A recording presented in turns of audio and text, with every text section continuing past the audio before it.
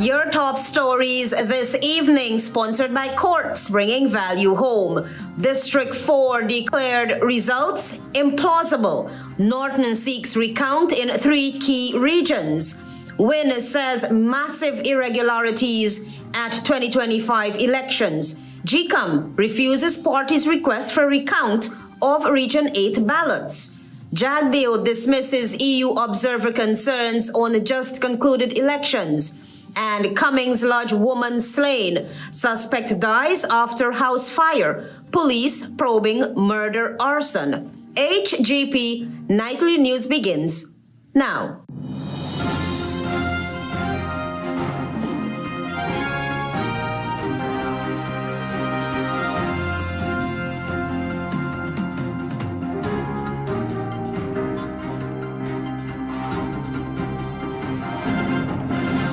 Good evening to our viewers here in Guyana and online. I'm ALETHEA Grant with the Thursday, 4th September 2025 edition of the HGP Nightly News. This is what you should know this evening. Many political pundits say they find it appalling and highly impossible that a Partnership for National Unity has lost a substantially large number of votes in Region 4, which has historically been a stronghold of the party. However, the party's presidential candidate Aubrey Norton is not going down without a fight, as he requested a recount of District 4. Antonio Day has that story. Presidential candidate for the Partnership for National Unity, Aubrey Norton, is contending that it is highly implausible that his party would lose in its traditional stronghold. Mr. Norton, in a video statement on Wednesday evening, also shared similar concerns for Region 10, Upper Demerara, Upper Berbice, at the 2025 general and regional elections. His party has requested a recount for Regions 4, 7, and 10. We have seen in Region 4 something very implausible, that we will drop from 120,000 plus votes to 40-something thousand. It has never happened in any elections. All of the statements of polls, SOPs, have been published for the 10 districts by the Guyana Elections Commission, GECOM. These documents released by GECOM shows APNU attaining 46,956 votes in Region 4, while the People's Progressive Party Civic, 87,536, and We Invest in Nationhood, 41,607. These declarations, despite an ongoing recount, shows that the People's Progressive Party Civic is more than likely to secure a second term in office. According to information released by GECOM, 315,140 eligible electors of the 757,690 on the official list of electors did not vote this year. Voter apathy at this year's elections has clearly impacted parties such as APNU. Based on calculations, only 442,550 persons cast their ballots this year. Norton contended that while monitoring the count, APNU encountered unsigned statements of polls, missing numerical data, and ballots cast by Commonwealth citizens who did not meet the domicile requirement. We also recognize that there are many Commonwealth citizens who voted that didn't meet the domicile criteria. All of these, we believe, would have contributed to our conclusion that there are a lot of irregularities in these elections. The APNU candidate made it clear that he is not going down without a fight, and he will be challenging these irregularities. We will continue to pursue these issues. We have spoken with other opposition parties, and so they are aware of our position. Mr. Norton, however, urged APNU supporters to not be worried, but to remain focused, while himself and team will fight until the truth is revealed. We want to urge you that it is not the end.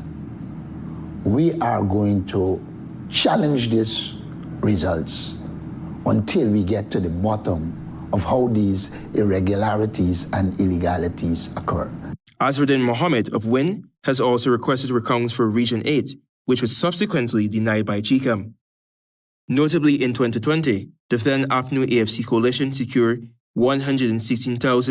941 votes, while PPP received 80,920. Antonio Day reporting for the HGP Nightly News. Azzuddin Mohammed is pointing fingers at the People's Progressive Party Civic as having rigged the 2025 elections. Travis Chase is on that story. Businessman and leader of the We Invest in Nationhood Party, Azzuddin Mohammed, is alleging voting irregularities in Monday's election.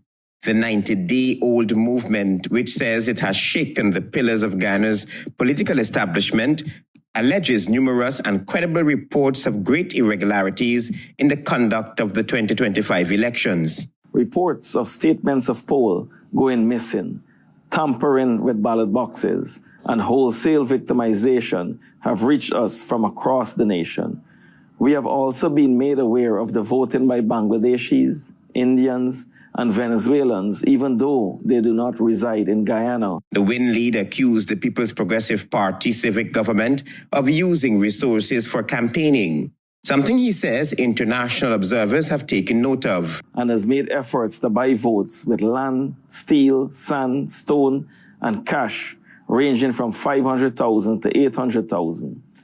In our Amerindian communities, we have seen cases of vote purchasing, threatening and harassment of our indigenous brethren and sisters. While a recount of the votes for Sub-District 4 got underway Thursday morning, the Guyana Elections Commission has blatantly refused WIN's request for a Region 8 recount. Let us be blunt.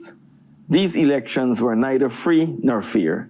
Numerically and politically, it is impossible for the PPP to have won in Region 4, where they have little or no serious support. Voter turnout at the 2025 general and regional elections was lower by about 37,000 votes than in the 2020 contest. The Guyana Elections Commission, up to the time of this report, was yet to make an official declaration. Travis Chase, HGP Nightly News. The recount of ballots for Sub-District 4, East Coast Demerara in Region 4 is officially on the way, and the atmosphere outside of GECOM headquarters is already charged. Party supporters have converged near the compound, turning the usually quiet area into a hotspot of chants, slogans, and political tension. Some waved the party flags, others demanded transparency, and many stood watch as the process began inside. The recount covers 391 ballot boxes, and while GECOM has assured the public of an efficient and transparent exercise, the scene outside reflected the high stakes of Region 4, long regarded as one of the most fiercely contested battlegrounds in Guyanese politics. We will continue to bring you updates as the process continues. Antonio Day tells us that an independent and impartial election management body is a critical factor in enhancing the transparency and electoral process and facilitating citizens' active participation. Those were among many recommendations made by the Carter Center in its preliminary report on the just concluded general and regional elections. The Carter Center's preliminary report on the 2025 elections recommends the establishment of a transparent and accountable body to ensure elections meet domestic and international standards. The established electoral body should ensure accountable and efficient administration of elections, complying with Guyana's national laws and international obligations for democracy and human rights, the Carter Center noted. The chairperson of the Guyana Elections Commission is chosen from a list of candidates deemed not unacceptable by the president, submitted by the opposition leader according to the outdated Carter Price formula. The sitting chairperson was appointed before the 2020 election. 3 commissioners are nominated by the governing party and 3 by the opposition. In practice, these commissioners have been very closely aligned with Guyana's 2 historically dominant, ethnically based political parties, the preliminary report noted. Guyana's polarized political environment and deep lack of trust between parties, exacerbated by the 2020 election, limited the effectiveness of the Commission. The Commission struggled to reach consensus decisions, even on minor matters, which at times led to gridlock and hampered GECOM's ability to improve its operations, the Carter Center noted. During a press conference on Wednesday, Jason Carter, the chairperson of the Carter Center Board of Trustees, stated that his organization has been recommending these measures for years, and it is time for policymakers to take action. We have been against the Carter formula for years, making these recommendations. And so there are a number of ways that you can look at international best practices and understand how that election commission itself can be more independent and less partisan. Carter has expressed concerns about a bloated list, which has been a point of contention among the commissioners of GECOM. He said there has been no consensus on the matter. Every election, there's a persistent complaint about the list. One of the things that we would recommend now is we believe the first thing that should be done, there is a current law that permits and provides a system for removing dead people from the list. Constitutional law pundits like retired Justice Courtney Abel has been clamoring for the complete removal of the political powers at the Guyana Elections Commission. The University of Guyana lecturer, whose forte is constitutional law, said that the current political hierarchy at GECOM resulted in the counterproductivity on electoral matters. So we need to set up a system where interest groups and not political parties are the representatives on GECOM. Justice Abel recommended that individuals from the Guyana Bar Association and other representatives who are apolitical should be members of the commission. Antonio De reporting for the HGP Nightly News. More news after this break. Stay with us.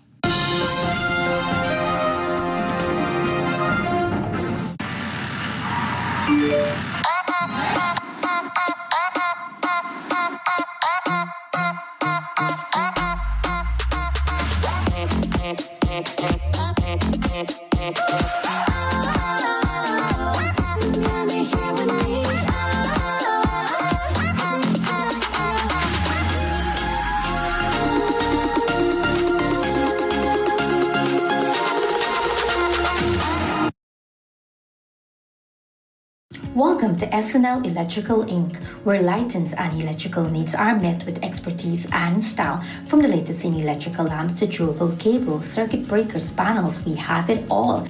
Illuminate your space with our elegant chandeliers, stunning crystal lights, and versatile pole lights. Looking to upgrade your comfort? Explore top-of-the-line AC units and our diverse selections of stylish styles. Visit us at 170-180 Thomas Street, Kitty, Georgetown. Discover a solution that not only lights up your world but transforms it. Call us on telephone number 226-3018 or 223-1634. SNL Electrical Inc., powering your life with elegance, quality.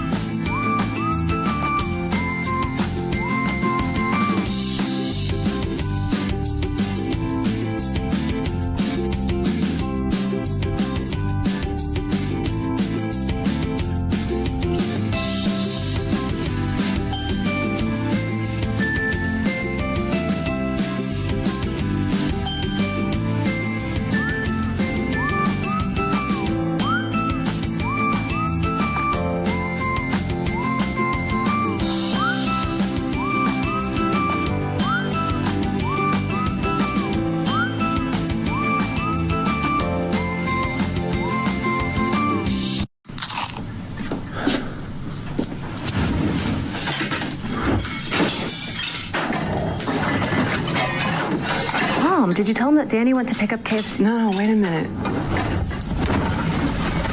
Are we really not going to tell him we already have KFC? A tasty dinner shouldn't be that complicated. Crunch the routine and order a delicious KFC bucket for the best price. KFC, it's finger-licking good. Commissioner Rolfe Establishment. No job is too small or too large. We specialize in all types of fabricating machinery, excavator repairs, rice field pumps, and hydraulic hoses. Visit us at Lot 113, Block CC, Manripo, East Coast, and Marara, or call 220-9624-629-4021 or 619-7880. At Krishna Rolf Establishment, no job is too small or too large.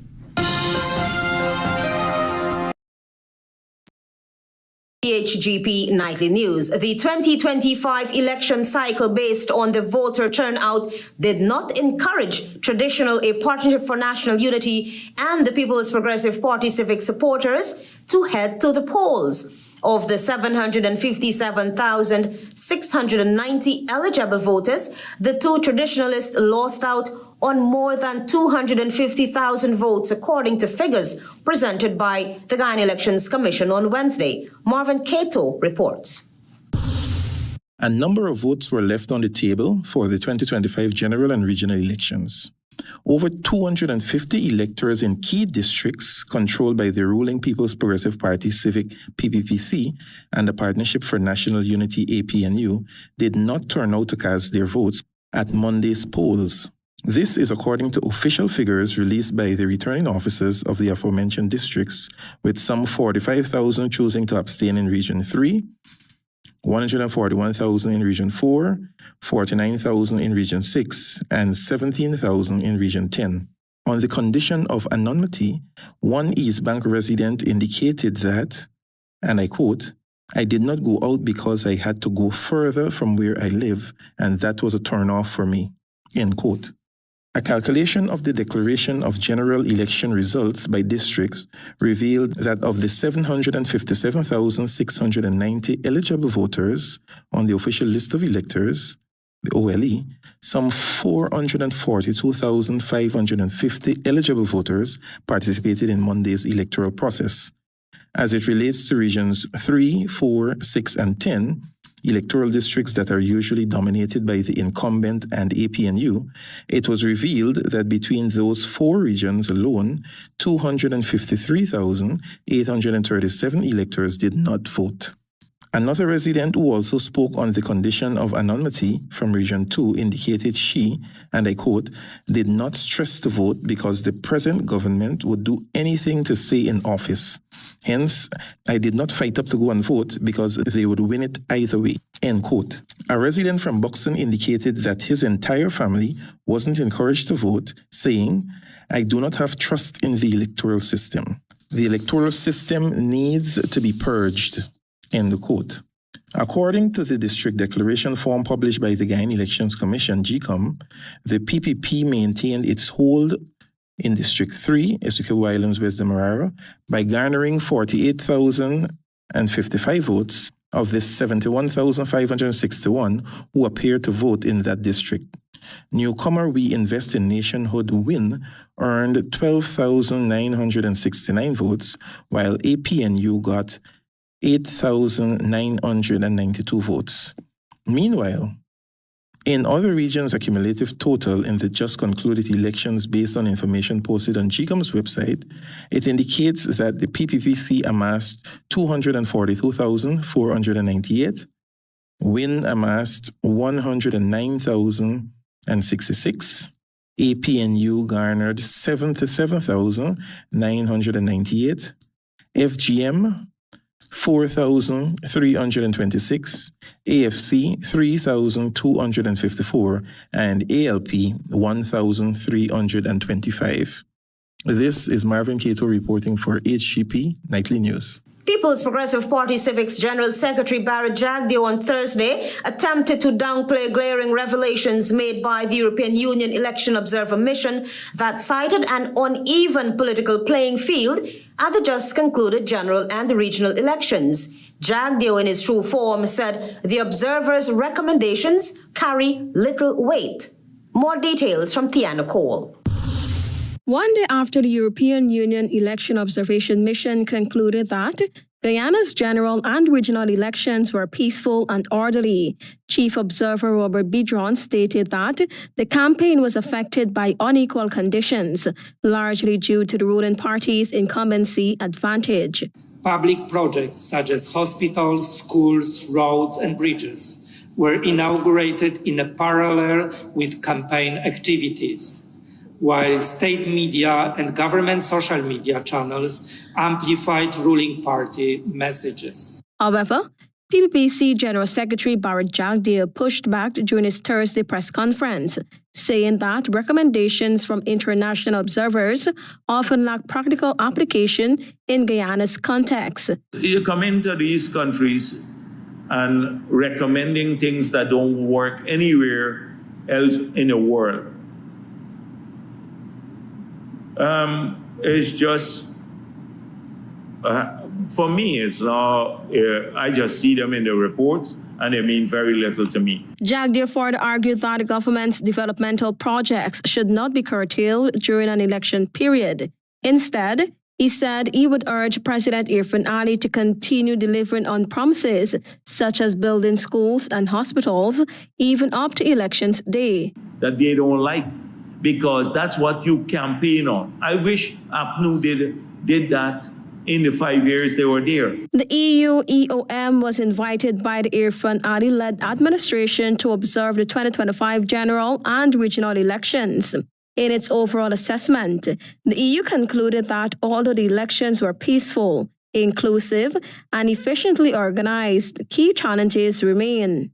These include political polarization, incumbency influence, weak campaign finance rules, and a partisan media environment. Bidron emphasized that addressing these issues is vital to ensuring citizens' trust in the electoral process, making them feel their vote truly matters. Tiana Ko reporting for the HGP Nightly News.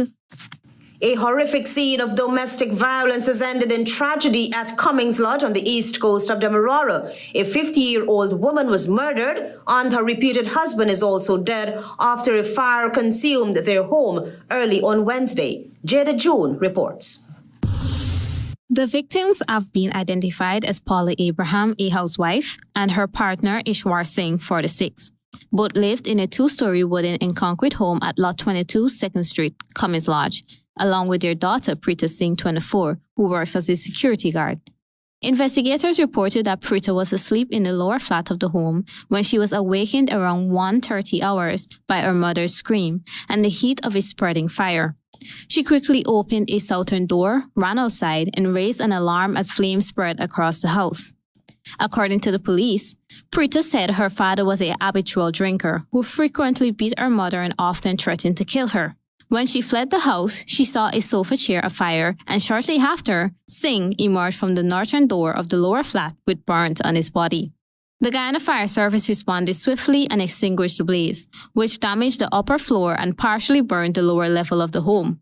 Inside, first responders discovered Paula Abrams lying on a mattress in her shorts. Her body bore a stab wound to the left side of her neck, with visible blood stains on her clothing. Notably, neither her body nor the mattress has been burned. Abraham was pronounced dead at the scene by Dr. Walcott from the Georgetown Public Hospital Corporation. Singh, meanwhile, was rushed to the Georgetown Public Hospital Corporation under police guard, but succumbed to his injuries around 10 hours the same day. Both bodies are now at the hospital mortuary awaiting a post-mortem examination. Authorities have questioned several persons as investigation continues. The incident has sparked outrage over domestic violence in Guyana. Jada June reporting for HGP Nightly News. We have more news for you. Stay tuned. Planning a cleanup? We can help. Sevon's Waste Management skip bins can be provided for home renovation projects, yard cleanup, or construction project. It's simple. Step 1, give us a call. Step 2, we put down the bin. Step 3, load it up with all of your junk. Step 4, we take it away. That's simple. Bins are also available in various sizes, so there is no job that is too big or too small. Call Sevon's Waste Management today at 218-1455.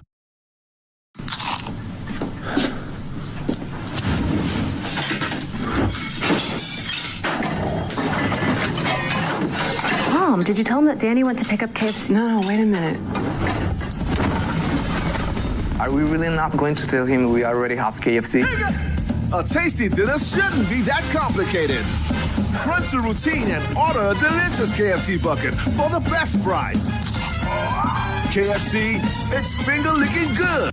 The One Guyana floating production, storage, and offloading vessel has achieved first oil, marking another historic moment for our nation.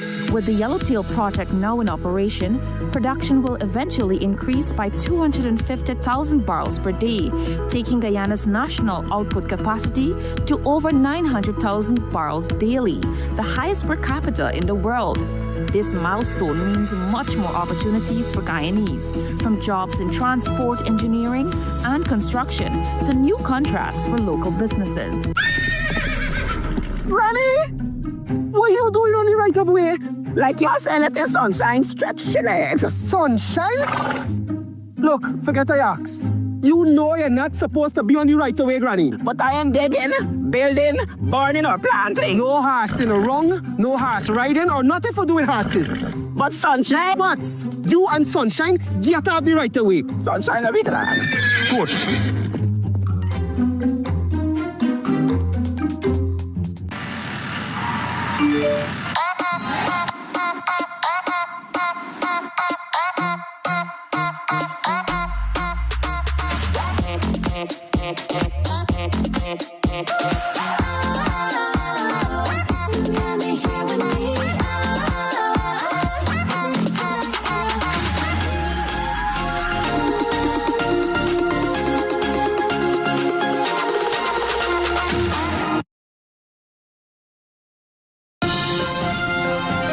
HGP Nightly News. Welcome back. The cycling community is mourning the sudden and tragic loss of former national cyclist Alonzo Greaves, who was killed in a motorcycle accident late Wednesday night on Mandela Avenue in Georgetown. The 36-year-old athlete, known for his achievements on the national stage, was pronounced dead at the scene.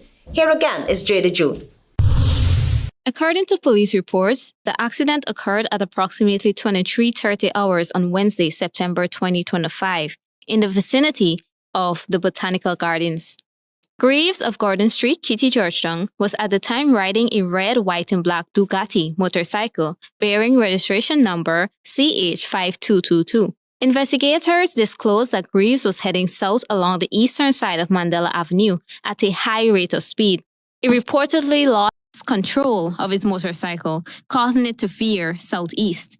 The front wheel stuck into a heap of mud beyond the road's continuous white line, resulting in him being thrown from the bike and sustaining severe head and bodily injuries. Emergency medical technicians were summoned and arrived promptly on the scene, but Greaves was pronounced dead by Dr. Walcott shortly after. Police say investigations into the circumstances surrounding the crash are ongoing.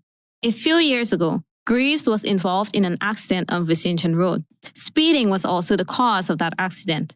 The passing of Alonzo Greaves has sent shockwave to Guyana's cycling fraternity, with tributes pouring in for the 36-year-old, who proudly represented Guyana and inspired many in sports. JAGDEO reported for HGP Nightly News.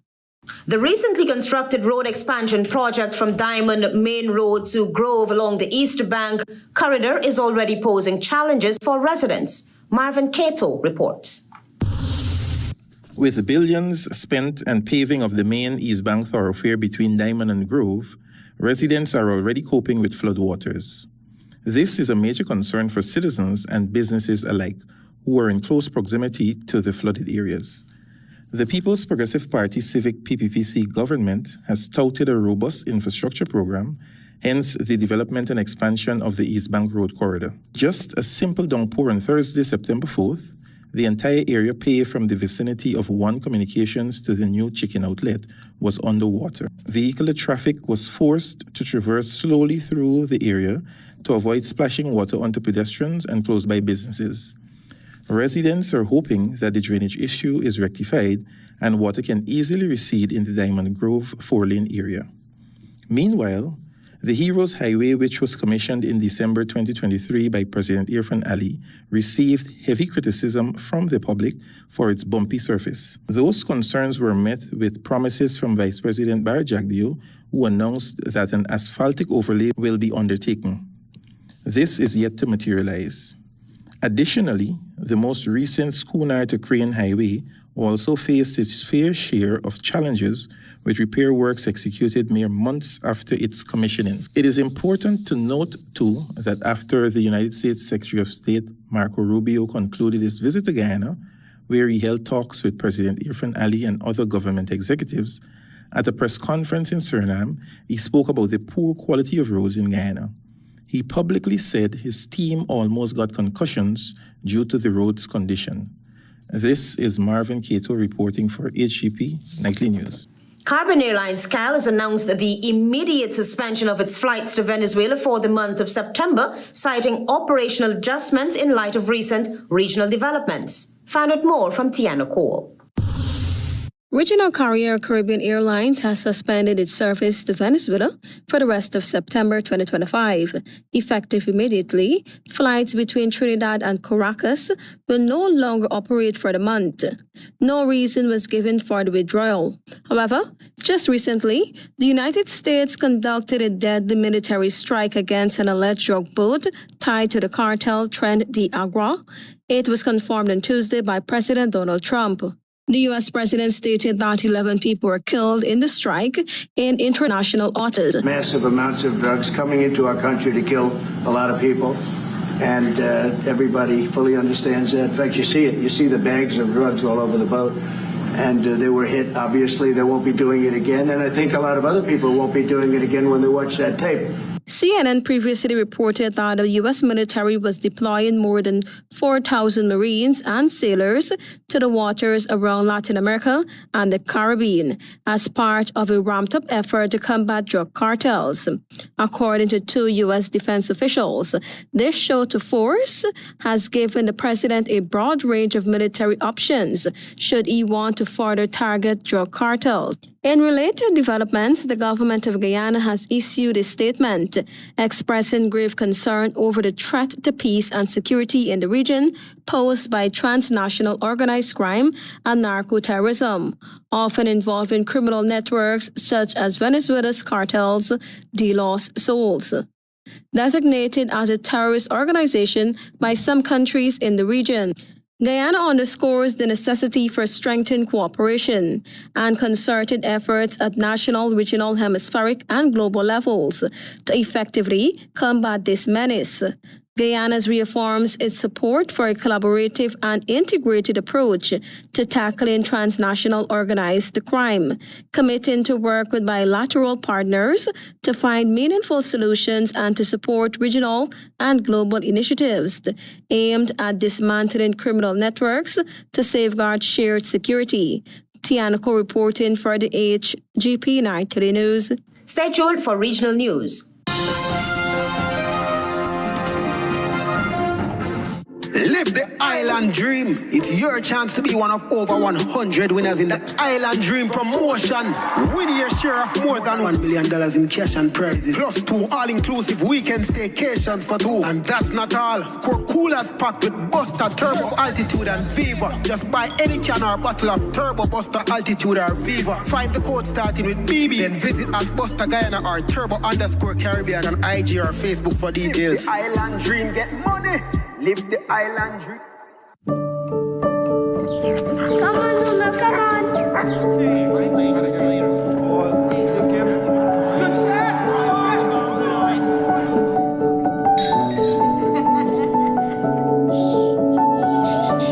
Your own home is so much more than just 4 walls, floors, and ceilings. It's a lifetime of great memories and stories. Come talk to us and start your journey home today. Republic Bank. We're the one for you.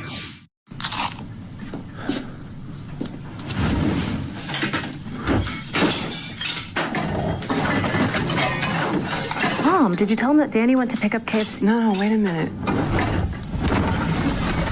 Are we really not going to tell him we already have KFC? A tasty dinner shouldn't be that complicated. Crunch the routine and order a delicious KFC bucket for the best price. KFC, it's finger-licking good. Granny, what you doing on the right of way? Like you're saying let the sunshine stretch your legs. Sunshine? Look, forget I ask.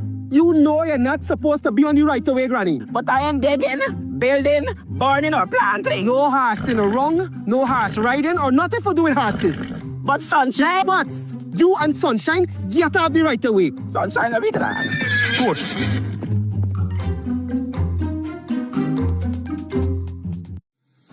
I am an industrial hygienist at ExxonMobil Guyana. I focus on employee health and well-being and develop programs that protect my colleagues. I am one of 1,400 women employed in Guyana's oil and gas industry. As a local content analyst at ExxonMobil Guyana, I work directly with the local business community. I focus on the numbers, helping Guyana's economy and people benefit from oil and gas. This is what's possible. Learn more about Rochelle and Ashley's stories and about ExxonMobil's commitment to empowering women in the workplace at www.exxonmobil.com/what-is-possible.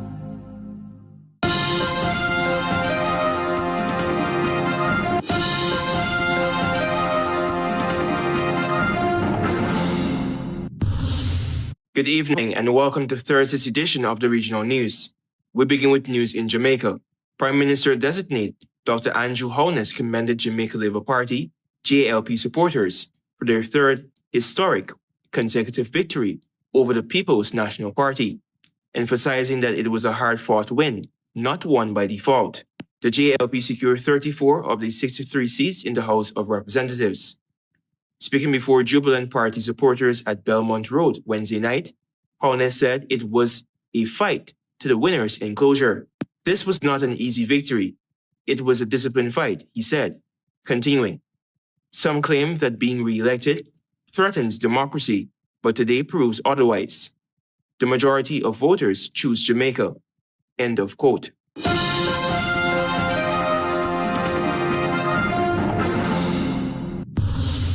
Turning attention to news in Barbados. Barbados' 24-hour mental health hotline has received more than 6,500 calls since its launch just over a year ago, and 40% of those have come from children and teens. Chief Medical Officer Dr. Kenneth George revealed that the figures on Wednesday during a youth-focused discussion on suicide prevention held a week before World Suicide Prevention Day. George described the hotline, Lifeline Barbados, as a vital service introduced in February 2024 with support from the Pan-American Health Organization. Between its soft launch and the end of May 2025, the hotline received 6,572 calls, with 4 of every 10 calls from young people aged 18 years or younger. He said the high number of youth callers highlights the urgent need for mental health services that are affordable, accessible, and culturally sensitive. And I quote, "The number of people seeking mental health support in Barbados has doubled since the pandemic," Dr. George noted, pointing to a rise in outpatient visits at polyclinics and growing demand for support services.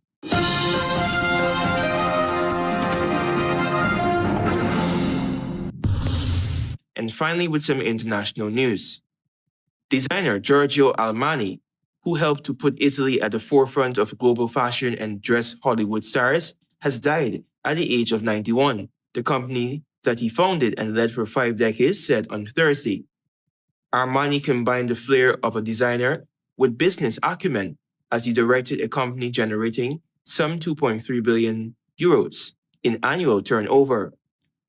With infinite sorrow, the Armani Group announces the passing of its creator, founder, and tireless driving force, Giorgio Armani.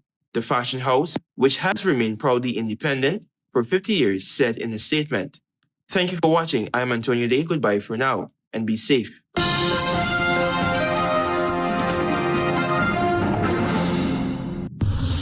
District 4 declared results implausible. Norton seeks recount in 3 key regions. Wynne says massive irregularities at 2025 elections. GECOM refuses party's request for recount of Region 8 ballots. JAGDEO dismisses EU observer concerns on just concluded elections. And Cummings Lodge woman slain. Suspect dies after house fire. Police probing murder, arson.